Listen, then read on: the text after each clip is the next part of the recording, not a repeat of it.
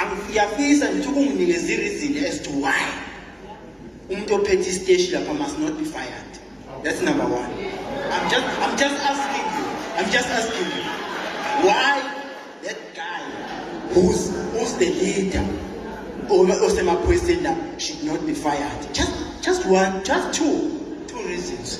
Because one, amaphoyisa mina ngihleze ngiwabona mina ngibuye ebusuku mina ngibona yonke imikhuba egilwa amaphoyisa mina ngingakwazi ukuthi ngizotshela abantu lento namhlanje sekuze kwavela wena babumkhwanazi ngikhulumile nawe ngomunye unyaka lapha kukhona babucele lesiqoqo akwenzeka ngalutho ngaleso sikhathi kunamakotishi emphakathini yethu kunamakotishi okuyiwona alokhu zigebengu abanikazi bamakotishi ababavethi abantu ababaqashisayo baqashisa igebengu isigebengu sivele sibeke umbhede la sibhaka imoto ngaphandle sihambe siyobamba inkunzi sibamba inkunzi sibaleka vele kunombhede lapha akwaziwa lo muntu uthi ubani uhlalaphi as long as ekhokha irent kuphela uma-stand uhappy ngalokho then thina we must suffer thina esihlala siwomakhelwane nalapho.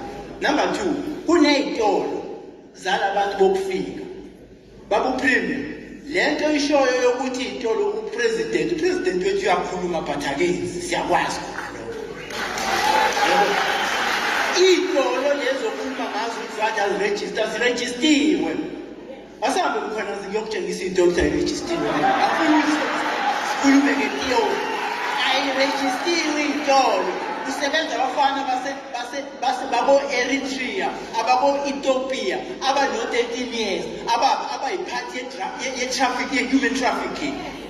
Nithule nina niyakwazi khona lokho asisimeli amaphoyisa babumkhona asemtshebheni atulusa imoto kanje ayokwenza lento elibiza ithi extortion ayokwenza extortion amaphoyisa asemtshebheni imoto yakhona mina nginayo inamba yayo alibona iphoyisa lithe mali ngibona ukuthi ngiyanishuta lenze njani lahlela babaleka amaphoyisa ngitshengise mkhwana zihambe nawe ngiyokutshengisa lapho enza khona amaphoyisa lokuthi Asikoke mfowethu 1 minute. Isesengayisho nje ukuthi one amaphoyisa asemtshebheni they are corrupt to the core. We must address that. Umuntu ophethe amaphoyisa asemtshebheni must be fired as like yesterday.